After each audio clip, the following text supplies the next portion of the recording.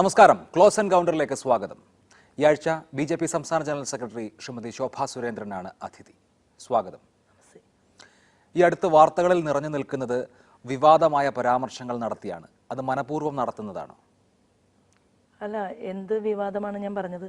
പയ്യന്നൂരിൽ നടത്തിയ ഒരു പ്രസംഗത്തിൽ ഈ നാട്ടിലെ അമ്മമാർ RSS അനുവദിച്ചിരുന്നുവെങ്കിൽ കോടിയേരി ബാലകൃഷ്ണന്റെ മുഖത്തടിച്ചേനെ എന്ന് പ്രസംഗിക്കുകയുണ്ടായി.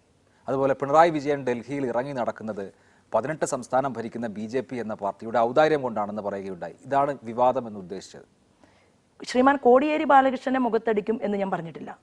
പിണറായി വിജയനെതിരായിട്ടും ഞാൻ അങ്ങനെ പറഞ്ഞിട്ടില്ല. പക്ഷേ കഴിഞ്ഞ കുറേ ദിവസങ്ങളായിട്ട് അത് വളരെ കൃത്യമായിട്ടുള്ള ഒരു ആസൂത്രണം എന്നുള്ള രീതിയിൽ നവമാധ്യമങ്ങളെ ഉപയോഗിച്ചുകൊണ്ട് പ്രസംഗം ശബ്ദത്തിൽ കാണിക്കാതെ എൻ്റെ വാക്കുകളാക്കിയിട്ടാണ് കാണിച്ചത്. അതിനർത്ഥം ഞാൻ പറയാത്ത പദങ്ങൾ എൻ്റെ പ്രസംഗത്തിൽ ചേർത്ത് കാണിക്കുകയും അണികൾക്കിടയിൽ കൃത്യമായിട്ടുള്ള ഒരു ടാർഗറ്റ് വെച്ചുകൊണ്ട് എന്നെ വേട്ടയാടാനുള്ള ഒരു ശ്രമമാണ് നടന്നത്. പിണറായി വിജയനെ കുറിച്ച് പറഞ്ഞത് ഞാൻ നേരത്തെ സൂചിപ്പിച്ച വാചകമാണ്. അതിപ്പോ യൂട്യൂബിലുണ്ട്. താങ്കളുടെ വാക്കുകളിൽ തന്നെ ഞാൻ പറഞ്ഞിരുന്നു.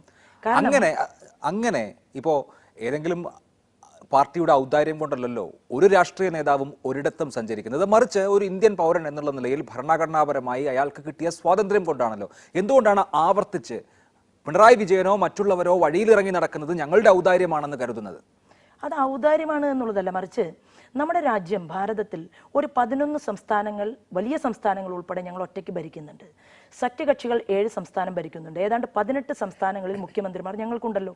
പക്ഷേ ആ സംസ്ഥാനങ്ങളിൽ ഒന്നുമില്ലാത്ത രീതിയിലുള്ള അക്രമവും ആസൂത്രിതമായിട്ടുള്ള കൊലപാതകങ്ങളും കൊട്ടേഷനുകളും എങ്ങനെയാണ് ഈ സാംസ്കാരിക കേരളത്തിൽ നടന്നിട്ടുള്ളത്?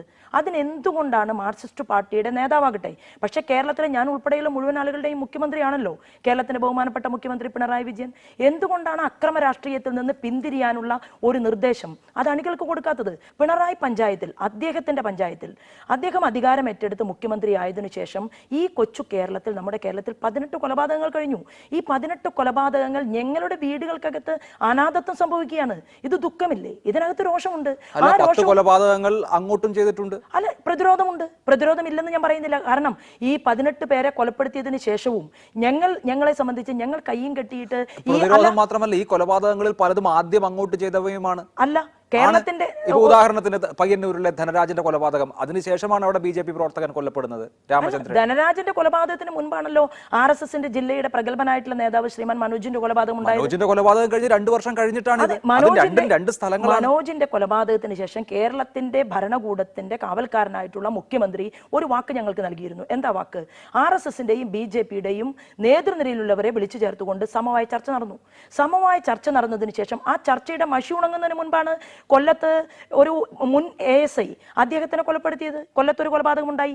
ഒരു 19 വയസ്സുകാരനെ തൃശ്ശൂരിൽ ഒരാളെ കൊലപ്പെടുത്തി. കൊലപാതകങ്ങൾ അങ്ങോട്ടും ഇങ്ങോട്ടും നടക്കുന്ന ഒന്നാണല്ലോ. ശരിയാണ്, നിങ്ങളുടെ പ്രവർത്തകർ കൊല്ലപ്പെട്ടിട്ടുണ്ട്, തിരിച്ചങ്ങോട്ടും കൊല്ലപ്പെട്ടിട്ടുണ്ട്. അതാണ് യാഥാർത്ഥ്യം. അത് ഒരിടത്ത് മാത്രം പ്രതിരോധവും മറ്റൊരിടത്ത് അക്രമവും ആകുന്നില്ലല്ലോ. കൊലപാതകങ്ങൾ എല്ലാം കൊലപാതകങ്ങളാണ്. അല്ല, കൊലപാതകങ്ങളാണ്. പക്ഷേ എന്തുകൊണ്ട് ഈ സാഹചര്യം ഉണ്ടാകുന്നു? എൻ്റെ ഒരു മിനിമം ചോദ്യം, ഞാൻ ചോദിക്കുന്ന ഒരു മിനിമം ചോദ്യം, എന്തുകൊണ്ട് നമ്മുടെ മുഖ്യമന്ത്രി ഭരിക്കുന്ന ഈ കേരളത്തിൽ ഏകപക്ഷീയമായി ഇങ്ങനെ ഞങ്ങളെ വേട്ടയാടുന്നു? ഏകപക്ഷീയമാണ് എന്ന് എങ്ങനെ പറയാൻ സാധിക്കും? പയ്യന്നൂർ താലൂക്കിലാണ് ഞാൻ സൂചിപ്പിച്ച ധനരാജന്റെ കൊലപാതകം നടന്നത്. അവിടെ ഈ പറയുന്ന സംഭവങ്ങൾ മുൻപുണ്ടായിട്ടില്ല. അവിടെ ആദ്യം കൊലപാതകം നടത്തിയത് ബി.ജെ.പി. തുടർന്ന് ബി.ജെ.പിയുടെ ഒരു പ്രവർത്തകനെ, BMSന്റെ ഒരു പ്രവർത്തകനെ നഷ്ടപ്പെടേണ്ടി വന്നു. അതിനുശേഷം കണ്ണൂരിൽ നടന്ന കൊലപാതകം വളാങ്കിച്ചാലിലെ മോഹനന്റെ കൊലപാതകമാണ്. അതും CPIM പ്രവർത്തകനാണ്. അവിടെയും നിങ്ങൾക്ക് പിന്നെ പ്രവർത്തകനെ നഷ്ടപ്പെടേണ്ടി വന്നു. ഇത് അടി തിരിച്ചടി എന്ന മോഡിൽ മുന്നോട്ട് പോവുകയാണ്. അപ്പോൾ ഒരാൾക്ക് മാത്രം എതിരെ ഏകപക്ഷീയമായ ആക്രമണം എന്ന് എങ്ങനെ പറയാൻ സാധിക്കും? ഇത് കേരളത്തിൽ പറയാൻ പറ്റുമോ? ഇതിന്റെ ഉത്തരവാദിത്തം ആർക്കാ? കേരളം ഭരിക്കുന്ന മുഖ്യമന്ത്രിക്ക് കമ്മിറ്റ്മെന്റ് ഉണ്ടോ? കേരളത്തിലെ ജനങ്ങളോട് അദ്ദേഹത്തിന് ഒരു കമ്മിറ്റ്മെന്റ് ഉണ്ടോ? ഉണ്ടായിരുന്നുവെങ്കിൽ എന്താണ് അദ്ദേഹം പറയേണ്ടത്? ഒരു ഭാഗത്ത് CPIMന്റെ സംസ്ഥാന സെക്രട്ടറിയുടെ ഭാഗത്ത് നിന്ന് അദ്ദേഹത്തിന് ആജ്ഞ കിട്ടുന്നു എന്നല്ലേ അതിനർത്ഥം? ഈ കൊലപാതകങ്ങളും അക്രമങ്ങളും ഒക്കെ നടക്കുന്ന ഇടങ്ങളിൽ ചെന്ന് നേതാക്കൾ, ശോഭാ സുരേന്ദ്രനെ പോലെയുള്ള നേതാക്കൾ എരിതീയിൽ എണ്ണ പകരുകയല്ലേ? ഈ അർത്ഥത്തിലും ഈ ഭാഷയിലുമാണോ അവിടങ്ങളിലൊക്കെ സംസാരിക്കേണ്ടത്? ഞാൻ 2 പ്രസംഗങ്ങൾ, ഒന്ന് പിണറായിയിൽ നടത്തിയതും ഒന്ന് പയ്യന്നൂരിൽ നടത്തിയതുമാണ് ചൂണ്ടിക്കാണിച്ചത്. അല്ല, എരുതിയിൽ എണ്ണ ഒഴിക്കുകയല്ല. ഇത് രാജ്യവ്യാപകമായി ഇപ്പോൾ ശോഭാ സുരേന്ദ്രൻ അവിടെ നടത്തിയ 2 പ്രസംഗങ്ങൾ അത് മറ്റൊരു തലത്തിൽ പാർലമെന്റിനകത്ത് ചർച്ച ചെയ്യപ്പെട്ടല്ലോ. ഞാൻ ചോദിക്കുന്നത്, എൻ്റെ പ്രശ്നം ഇത്രയേ ഉള്ളൂ. സമാധാനം വരണമെന്നുള്ള കാര്യത്തിൽ ബി.ജെ.പിക്കും CPIMനും തർക്കമൊന്നും ഉണ്ടാകില്ല. ബി.ജെ.പി. ഇങ്ങനെ ഭീഷണിയുടെ ഭാഷയിൽ സംസാരിച്ചാൽ എങ്ങനെയാണ് സമാധാനം വരിക? നിങ്ങൾ ഇവിടെയേ ഉള്ളൂ, മറ്റിടങ്ങളിൽ കാണിച്ചു തരാം എന്ന മട്ടിൽ പ്രസംഗിച്ചാൽ ഇവിടെ സമാധാനം വരുമോ? അല്ല, മറ്റിടങ്ങളിൽ കാണിച്ചു തരാമെന്നുള്ളതല്ല ഞാൻ ചോദിക്കുന്നത്. എന്താ ഡൽഹിയിലെ BJPയുടെ പ്രവർത്തകർക്ക് കേരളത്തിന്റെ മുഖ്യമന്ത്രി ഇങ്ങനെ ഭരിക്കുന്ന ഈ കേരളത്തിൽ ഓരോ ദിവസവും ഓരോ കൊലപാതകങ്ങൾ നടത്തി ഞങ്ങളുടെ കുട്ടികളെ ഇല്ലാതാക്കുമ്പോൾ, ഞങ്ങളുടെ ചെറുപ്പക്കാരെ ഇല്ലാതാക്കുമ്പോൾ, അതല്ലെങ്കിൽ ഞങ്ങളുടെ സ്ത്രീകളെ വിധവകളാക്കുമ്പോൾ ഞങ്ങൾ രോഷത്തോടു കൂടി സംസാരിക്കും. അതിന് ഇനി കേരളത്തിന്റെ പൊതുസമൂഹം എനിക്ക് നല്ല ഉറപ്പുണ്ട്. ഞാൻ കേരളത്തിലെ നിരവധിയായിട്ട് കുറേ വർഷങ്ങളായിട്ട് പൊതുപ്രവർത്തന രംഗത്ത് നിൽക്കുന്ന ഒരാളാണ്. ഞങ്ങളൊക്കെ ഇങ്ങനെ പ്രസംഗിക്കുമ്പോൾ അത് കേട്ട് അമ്മമാർ പറയുന്നത് വാക്കുകൊണ്ടെങ്കിലും പറയാൻ സാധിക്കുന്നുണ്ടല്ലോ എന്നാ പറയുന്നത്. ഈ സംഭവങ്ങളൊക്കെ ഉണ്ടായ വേളയിൽ ഒരു വേള ഗവർണർക്ക് BJP പരാതി കൊടുത്ത് അദ്ദേഹം കാര്യമായി ആക്ഷൻ എടുക്കുന്നില്ല എന്ന് നിങ്ങൾക്ക് തോന്നിയപ്പോൾ ഗവർണർക്ക് പിണറായി വിജയനെ പേടിയാണോ? അങ്ങനെയാണെങ്കിൽ അദ്ദേഹം ആ കസേരയിൽ നിന്ന് രാജിവെച്ച് ഒഴിയുന്നതാണ് നല്ലതെന്ന് താങ്കൾ പ്രസംഗിക്കുകയുണ്ടായി. ഇപ്പോഴെന്തായാലും ഗവർണർ ആക്ട് ചെയ്തിട്ടുണ്ട്. അന്ന് പറഞ്ഞ വാചകങ്ങളിൽ വേദനയുണ്ടോ? ഒരു വേദനയുമില്ല. കാരണം കേരളത്തിന്റെ ബഹുമാനപ്പെട്ട ഗവർണർക്ക് ഇവിടെ അക്രമ രാഷ്ട്രീയം കൊടികുത്തി വാഴുമ്പോൾ അത് തീർച്ചയായിട്ടും ശാന്തതപ്പെടുത്താനും അതുപോലെ തന്നെ ഭരണകൂടത്തിലുള്ള തെറ്റ് അല്ലെങ്കിൽ അപജയം അത് ഉണ്ടാകുന്ന സമയത്ത് ചൂണ്ടിക്കാണിക്കാനും ഒക്കെ സാധിക്കുന്ന ഒരു വലിയ കസേരയിലാണ് അദ്ദേഹം ഇരിക്കുന്നത്. അപ്പൊ സ്വാഭാവികമായിട്ടും ഞാൻ പ്രസംഗിച്ചത് ഡൽഹിയിലെ വിധവകൾ ഉൾപ്പെടെയുള്ള ആളുകൾ ഒരുമിച്ച് ചേർന്ന ഒരു സംഗമത്തിലാണ് ഞാൻ സംസാരിക്കുന്നത്. അത് പ്രതിഷേധാഗ്നി ജ്വാലയുടെ പരിപാടിയായിരുന്നു. ആ പരിപാടിയിലാണ് ഞാൻ പ്രസംഗിച്ചത്. ഞാനന്ന് പറഞ്ഞ സ്ഥലത്ത് തന്നെയാണ് ഞാൻ നിൽക്കുന്നത്. പക്ഷെ ഗവർണറുടെ അദ്ദേഹത്തിന് പിണറായി വിജയനെ പേടിയാണെങ്കിൽ അത് ഞാൻ അടിവരയിടുന്നു. പേടിയാണെങ്കിൽ അങ്ങ് ഈ കസേരയിൽ നിന്ന് ഇറങ്ങി പോകണമെന്നേ പറഞ്ഞിട്ടുള്ളൂ. പേടിയല്ല എന്ന് തെളിയിച്ചു കഴിഞ്ഞാൽ പ്രശ്നം കഴിഞ്ഞല്ലോ. പിണറായി വിജയന്റെയും കോടിയേരി ബാലകൃഷ്ണന്റെയും കാര്യം പറഞ്ഞു. ഈ അടുത്ത കാലത്തെ പ്രസംഗങ്ങളിലും ചർച്ചകളിലുമൊക്കെ ഇവരെക്കുറിച്ച് മാത്രമല്ല പരാമർശിച്ചിട്ടുള്ളത്. PK കൃഷ്ണദാസിനെതിരെ ആരോപണം ഉന്നയിച്ച ആളെ നേരിട്ട് കണ്ടാൽ അടിച്ച് കരണം പൊളിക്കുമെന്ന് ഒരു പ്രസംഗത്തിൽ പറയുന്നത് കേട്ടു. ഒരാളോട് ടെലിവിഷൻ ചാനലിൽ അടിച്ച് നിങ്ങളുടെ കരണം പൊട്ടിക്കും എന്ന് പറയുന്നത് കേട്ടു. MM മണിയെ അടിച്ച് കരണം പൊട്ടിക്കും എന്ന് മൂന്നാറിൽ ചെന്ന് പ്രസംഗിച്ചു. എന്തുമാത്രം വയലൻസ് ആണ് ഈ പ്രസംഗങ്ങളിൽ? ഞാനിപ്പോ എന്താ പ്രസംഗിച്ചത്? ഞാൻ പറഞ്ഞത് അത് നിങ്ങളുടെ കയ്യിലുണ്ടാകും. അതിന്റെ കൃത്യമായിട്ടുള്ള ഒരു എന്റെ ശബ്ദവും ഉണ്ടാകും. ഞാൻ പറഞ്ഞത് ഇത്തരത്തിൽ കേരളത്തിന്റെ പൊതുസമൂഹത്തിലെ സ്ത്രീകളെ അപവാദത്തോടുകൂടി സംസാരിച്ച് പുറത്തിറങ്ങിയാൽ സ്ത്രീകൾ അദ്ദേഹത്തിനെതിരായിട്ട് അടികൊള്ളുമെന്ന് പറഞ്ഞു. തീർച്ചയായിട്ടും അതെ. കാരണം കാടിനകത്ത് പോകുന്ന, തൊഴിലെടുക്കുന്ന, ദാരിദ്ര്യം അനുഭവിച്ചുകൊണ്ട് ജീവിക്കുന്ന 10,000-കണക്കിന് സ്ത്രീകളെ സംഘടിപ്പിച്ച് ലയങ്ങളിലെ ശോച്യാവസ്ഥയെക്കുറിച്ച് പൊതുസമൂഹത്തോട് തുറന്നു കാണിച്ചിട്ടുള്ള ആ സ്ത്രീകളെ അവരെ ഉപമിച്ചത് എന്തിനോടാണ്? അങ്ങനെ ഒരു മന്ത്രി ഉപമിക്കാൻ പാടില്ല.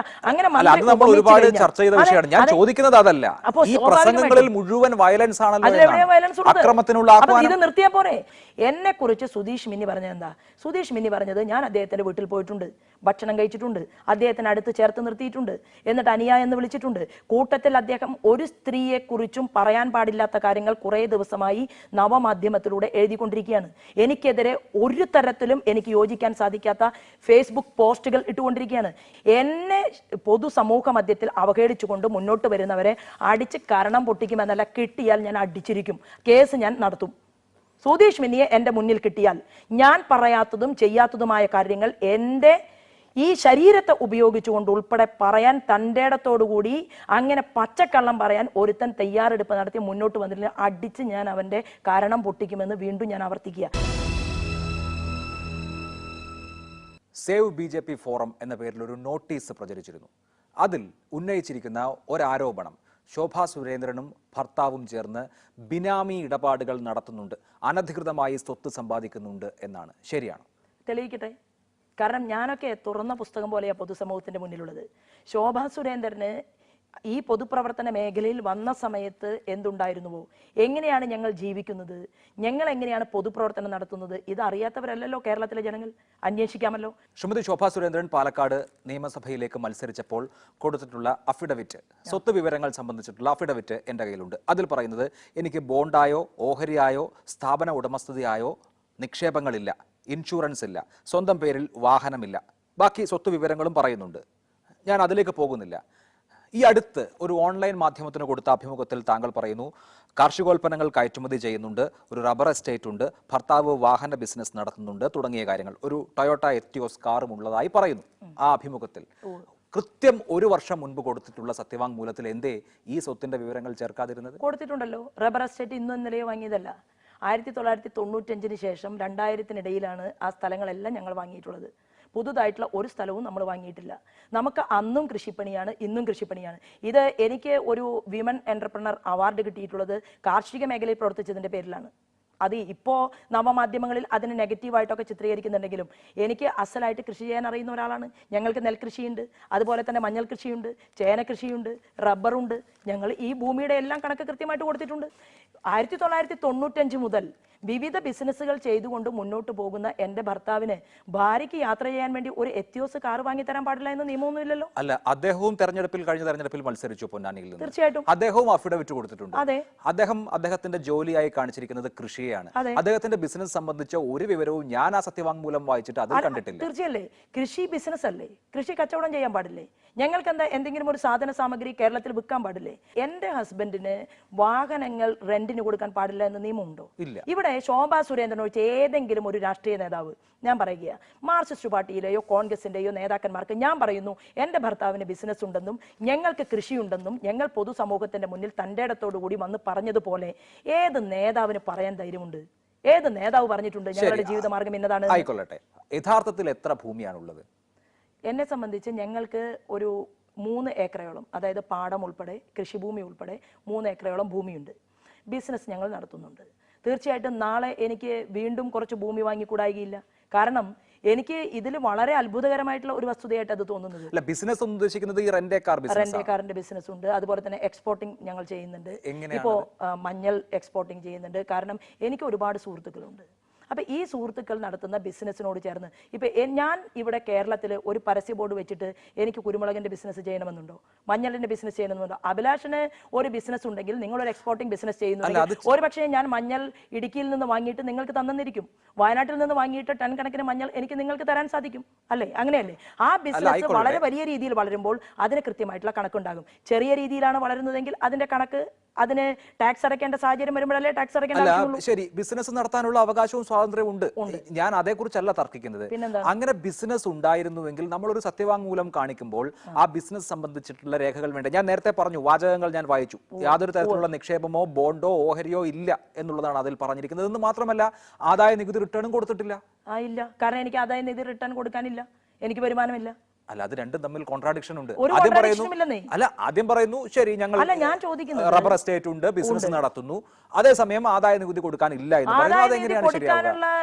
ആദായ നികുതി അടയ്ക്കാനുള്ള കോടിക്കണക്കിന് രൂപയുടെ ബിസിനസ് ഉണ്ടെങ്കിലല്ലേ ആദായ നികുതി അടയ്ക്കേണ്ടത് ആവശ്യമുള്ളൂ. അല്ല, കോടിക്കണക്കിനൊന്നും വേണ്ട. 2.5 ലക്ഷത്തിന് മുകളിൽ വരുമാനം ഉണ്ടെങ്കിൽ ആദായ നികുതി അടയ്ക്കണമല്ലോ. അല്ല, 2.5 ലക്ഷത്തിന് മുകളിൽ വരുമാനം ഉണ്ടെങ്കിൽ കൃത്യമായിട്ടും അതിന്റെ കണക്കുണ്ട്. അത് ഇത്ര മാസം, ഒരു മാസത്തിൽ അല്ലെങ്കിൽ ഒരു വർഷത്തിൽ, അതല്ലേ അതിന്റെ കണക്ക്.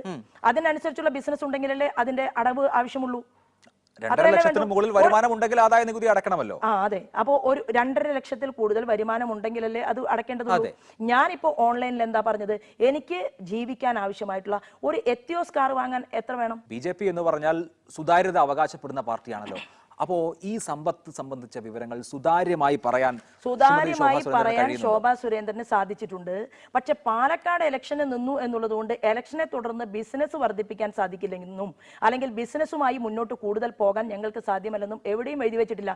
നാളെ ചിലപ്പോൾ ഞാനൊരു 100 കോടി രൂപയുടെ ബിസിനസ് ചെയ്തെന്നിരിക്കും. ചെയ്യുന്ന സമയത്ത് കൃത്യമായി ആദായ നികുതി അടയ്ക്കുകയും ചെയ്യും. ഈ 2016 ഏപ്രിലാണ് ഈ അഫിഡവിറ്റ് കൊടുത്തിരിക്കുന്നത്. തീർച്ചയായിട്ടും ഇതിപ്പോ 2017 ഓഗസ്റ്റ് ആയിട്ടേ ഉള്ളൂ. ഈ ഒരു വർഷത്തിനിടയിൽ വലിയ സാമ്പത്തിക പുരോഗതി നേടിയെന്നാണ്? ഇല്ല, സാമ്പത്തിക പുരോഗതി നേടാത്തതുകൊണ്ടാണല്ലോ ആദായ നികുതി അടയ്ക്കാത്തത്. പുരോഗതി നേടുമ്പോഴല്ലേ ആദായ നികുതി അടയ്ക്കേണ്ട ആവശ്യമുള്ളൂ. ഇതേ അഭിമുഖത്തിൽ തന്നെ താങ്കൾ പറഞ്ഞു, എനിക്ക് 10 ലക്ഷത്തിന്റെ എറ്റിയോസ് കാറല്ല, വേണമെങ്കിൽ 1 കോടിയുടെ കാറും ലോൺ എടുത്ത് വാങ്ങാമെന്ന്.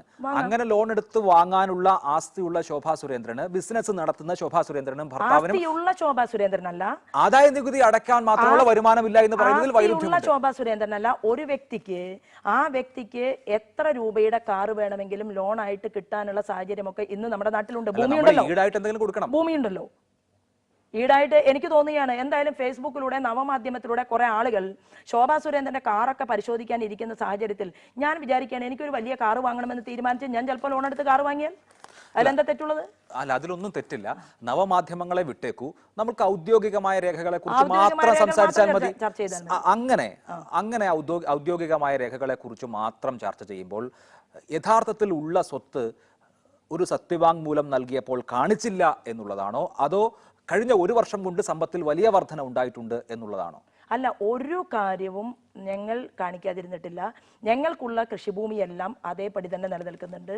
ആ കൃഷിഭൂമിയേക്കാൾ കൂടുതൽ ഇനി ഞങ്ങൾ നാളെ ഈ ബിസിനസ്സൊക്കെ നടത്തി വലുതായി വാങ്ങാൻ സാധിക്കണമെന്നാണ് എൻ്റെ അഭിപ്രായം. കാരണം ഇപ്പോൾ വളരെ കഷ്ടപ്പെട്ട് എല്ലാ കാലത്തും ജീവിക്കണമെന്ന് നിർബന്ധമില്ല. നാട്ടുകാരുടെ പണം കക്കരുത്, മോഷ്ടിക്കരുത്, തെറ്റ് ചെയ്യരുത് എന്ന് മാത്രമേ ഉള്ളൂ. ഇവിടെ ആയിരക്കണക്കിന് വരുന്ന ഹെക്ടർ കൃഷിഭൂമി ബിനാമികളുടെ പേരിൽ വാങ്ങിക്കൂട്ടിയിട്ടുള്ള നേതാക്കന്മാരുടെ പാർട്ടിയിൽപ്പെട്ട ചില ആളുകൾ ഇപ്പോൾ കഴിഞ്ഞ കുറേ നാളുകളായിട്ട് ഇതാണ് ചർച്ച ചെയ്തുകൊണ്ടിരിക്കുന്നത്.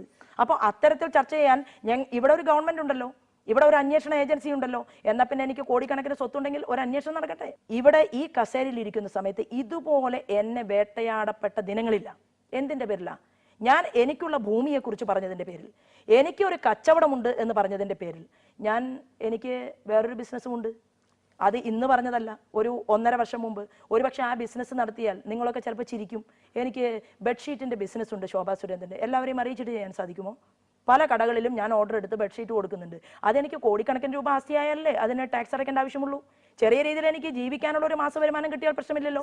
ശോഭാ സുരേന്ദ്രൻ ഒരു 10-25 കുട്ടികളെ പഠിപ്പിക്കുന്നുണ്ട്. ഞാൻ ഇതുവരെ പൊതുസമൂഹത്തോട് പറഞ്ഞിട്ടില്ലല്ലോ.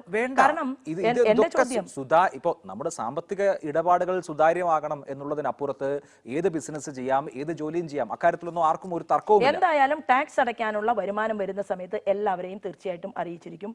ടാക്സ് അടയ്ക്കാനുള്ള സാഹചര്യം വരുമ്പോൾ ഞങ്ങൾ കൃത്യമായിട്ട് അടച്ചിരിക്കും. ഇപ്പോൾ ടാക്സ് അടയ്ക്കാനുള്ള വരുമാനമില്ല. ഇല്ല.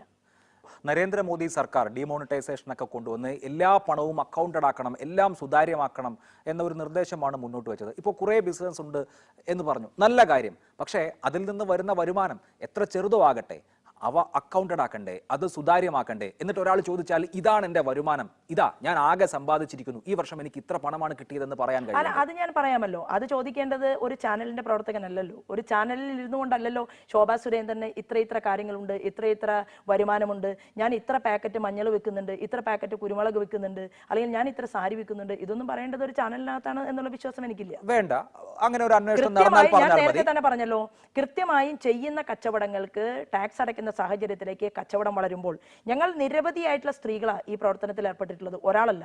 അപ്പൊ അതൊക്കെ ഞങ്ങൾ എല്ലാവരും കൂടി ഞങ്ങൾക്ക് അത്ര വലിയ ബൾക്ക് എമൗണ്ട് വരട്ടെ, അപ്പൊ അറിയിക്കാം. കുമ്മനം രാജശേഖരൻ ഈ അടുത്ത് ഇട്ട ഒരു ഫേസ്ബുക്ക് പോസ്റ്റിൽ പറഞ്ഞിരിക്കുന്നത് നരേന്ദ്രമോദി സർക്കാർ അധികാരമേറ്റതിന് ശേഷം ചില പാഴ്കളകൾ പാർട്ടിയിൽ വളർന്നിട്ടുണ്ട് എന്നാണ്. നിങ്ങളുടെ പാർട്ടിയുടെ അന്വേഷണ റിപ്പോർട്ട് പറഞ്ഞത് പാർട്ടി അധികാരത്തിൽ എത്തിയിരിക്കുന്നത് ആ സാഹചര്യം മുതലാക്കി ചില ആളുകൾ പണം ഉണ്ടാക്കാൻ ഇറങ്ങിയിട്ടുണ്ട് എന്നൊക്കെയാണ്. ഇങ്ങനെയൊക്കെയുള്ള ആരോപണം BJP-യെ ചുറ്റിപ്പറ്റി വരുമ്പോൾ താങ്കൾക്കെതിരെ ഉയർന്നിരിക്കുന്ന എല്ലാ ആരോപണങ്ങളും പകൽ പോലെ ഇന്നതാണെന്ന് പറയണ്ടേ? അതിനുള്ള ബാധ്യതയില്ലേ? അല്ല, എനിക്കെതിരെ ആരോപണം ഉന്നയിച്ചു? ഏതോ ഒരു തലയ്ക്ക് സുഖമില്ലാത്ത ഒരാൾ ഫേസ്ബുക്കിൽ എനിക്കെതിരെ ആരോപണം ഉന്നയിച്ചു എന്നുള്ളതാണോ? BJP നേതാക്കളെ സംബന്ധിച്ച് വലിയ സാമ്പത്തിക ആക്ഷേപം വരികയും പാർട്ടി തന്നെ അന്വേഷണ കമ്മീഷനെ വെച്ച് അന്വേഷിക്കുകയും ഒക്കെ ചെയ്ത ഒരു സാഹചര്യം കൂടി നമ്മുടെ മുൻപിലുണ്ട്. അപ്പോൾ ആ സാഹചര്യത്തിലാണ് ഈ വിവരങ്ങൾ കൂടി വിവാദ വിധേയമാവുകയും എനിക്ക് താങ്കളോട് ഇതൊക്കെ ചോദിക്കേണ്ടി വരികയും ചെയ്തത്. അപ്പോൾ ഇതിലൊക്കെ BJP ഒരു രാഷ്ട്രീയ പാർട്ടി എന്നുള്ള നിലയിൽ നേതാക്കളുടെ സ്വത്ത് സംബന്ധിച്ച് ഒരു വ്യക്തത വരുത്തൽ നടത്തേണ്ടതുണ്ടോ? അല്ല, അത് നേരത്തെ തന്നെ വരുത്തിയിട്ടുണ്ടോ? ആരും ഇവിടെ ഒരു സ്വത്തും ഒളിച്ചു വെച്ചിട്ടില്ല. രഹസ്യമായിട്ട് ഒരു BJP-കാരനും ഒന്നും ഉണ്ടാക്കുന്നില്ല. പക്ഷേ ഞങ്ങളുടെയൊക്കെ സഹപ്രവർത്തകന്മാർക്ക് കോടിക്കണക്കിന് രൂപയുടെ സ്വത്തുണ്ട്, ആസ്തിയുണ്ട് എന്നൊക്കെ പറയുന്നു. ഞാൻ ചോദിക്കുന്നത്, കഴിഞ്ഞ ദിവസം 5.50 കോടിയുടെ സ്വത്ത് ശോഭാ സുരേന്ദ്രന് ഉണ്ട് എന്ന് പറഞ്ഞ് എൻ്റെ ഫോട്ടോ, അതായത് വേറൊരു വ്യക്തിയുടെ ശരീരവും എൻ്റെ മുഖവും ചേർത്തുകൊണ്ട് വാട്സപ്പിൽ പോസ്റ്റ് ചെയ്തിരിക്കുകയാണ്. അപ്പം അത് വ്യക്തതപ്പെടുത്തേണ്ട ആവശ്യകതയില്ലേ? ഞാൻ DGP-ക്ക് പരാതി കൊടുത്തു, IG-ക്ക് പരാതി കൊടുത്തിട്ട് 4 ദിവസമായി. സൈബർ കുറ്റകൃത്യപ്രകാരം അശ്ലീലം കലർത്തിക്കൊണ്ട് ഒരു പോസ്റ്റ് ഇട്ട് കഴിഞ്ഞാൽ അവനെ കയ്യാമം വെക്കാൻ കേരളത്തിൽ പോലീസ് വേണ്ടേ? ഇന്ന് വീണ്ടും ഞാൻ DGP-ക്ക് പരാതി കൊടുത്തിരിക്കുകയാണ്. അപ്പോൾ വ്യക്തത എല്ലാ തലത്തിലും വരുത്തണം എന്നുള്ളതാണ് ഞാൻ പറഞ്ഞത്. ഞാൻ എന്തായാലും പൊതുസമൂഹത്തിന്റെ മുന്നിൽ ഒന്നും ഒളിച്ചു വെക്കാൻ ആഗ്രഹിക്കുന്നില്ല.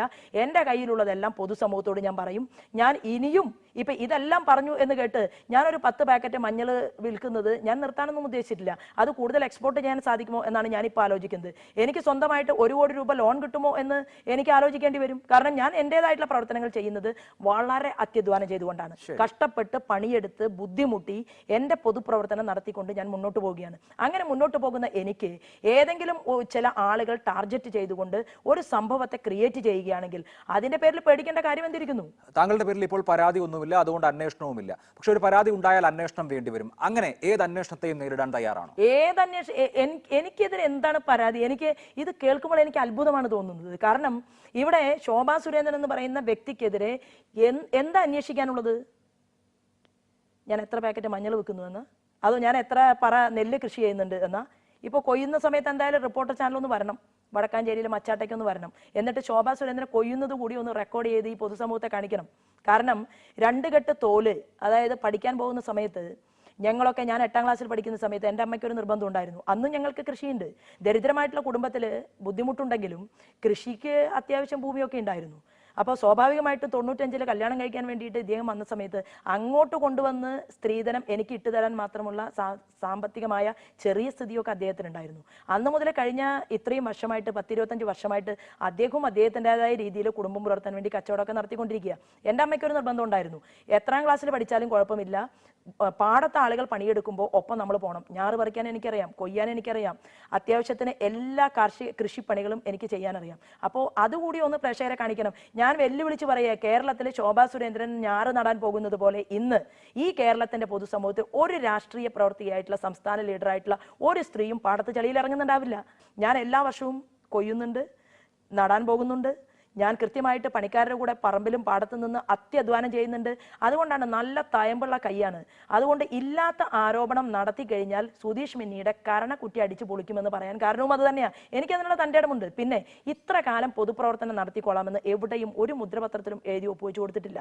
തെറ്റ് ഞാൻ ചെയ്യുന്നു എന്ന് പൊതുസമൂഹത്തിന് ബോധ്യപ്പെട്ടാൽ അത് ഉത്തരവാദിത്തപ്പെട്ടവർ അറിയിച്ചാൽ, അല്ലാതെ ഈ നവമാധ്യമങ്ങളിൽ കാണുന്ന ആളുകളല്ല, ഉത്തരവാദിത്തപ്പെട്ടവർ അറിയിച്ചു കഴിഞ്ഞാൽ തീർച്ചയായിട്ടും ഞാൻ അത് അവരോട് തുറന്നു പറഞ്ഞിരിക്കും. ഒരു ഭയപ്പാടും എനിക്കില്ല. വളരെ നന്ദി ശ്രീമതി ശോഭാ സുരേന്ദ്രൻ. Thank U.